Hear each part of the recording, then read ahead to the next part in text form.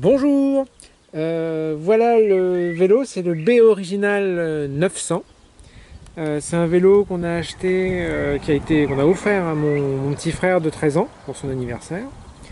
Comme vous pouvez le voir, c'est un vélo qui esthétiquement est plutôt joli, avec des belles formes, tout ça. Il est plutôt agréable. On l'a offert à mon frère pour son anniversaire. Il l'a utilisé une fois dans le jardin, juste pour se familiariser avec, et puis parce qu'il était content de voir son cadeau. Et puis, une dizaine de jours après, il s'en est servi vraiment pour la première fois. On a été faire une petite balade dans les bois. Balade très tranquille, des chemins de terre, tout ce qui est le plus normal, pas de branchage, pas de cailloux, pas de bosse, pas de coups, enfin vraiment la balade très tranquille. Et au cours de cette balade, on a eu une grosse peur, une grosse frayeur, c'est que à un moment le vélo, ce vélo, le B Original 900 offert à mon frère, s'est bloqué.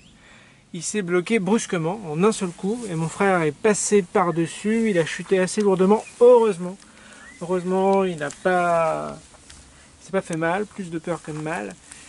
Et après s'être assuré qu'il n'avait rien, on a tout de suite été voir ce qui s'était passé.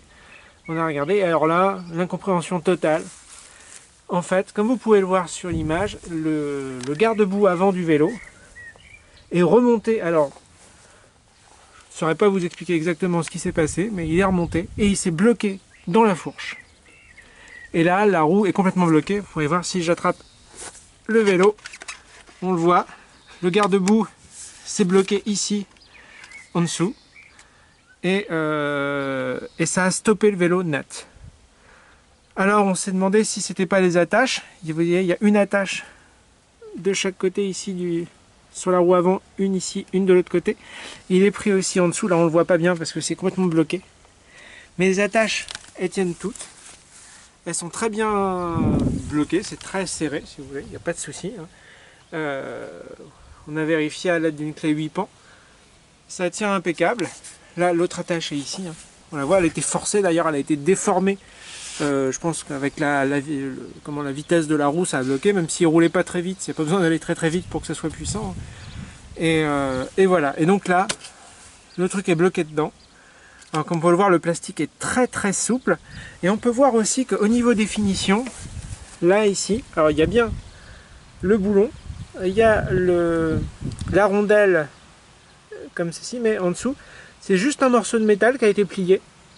Et donc là, vous aurez beau, enfin, à mon avis, on aura beau mettre ce qu'on veut comme rondelle et ce qu'on veut comme boulon, ça, un morceau de métal juste plié pour tenir le garde-boue, c'est pas suffisant et ça va tourner systématiquement. Surtout que là, objectivement, il n'y a pas de branche qui s'est pris dedans, il n'y a pas eu de heurt spécifique, c'est juste à un moment.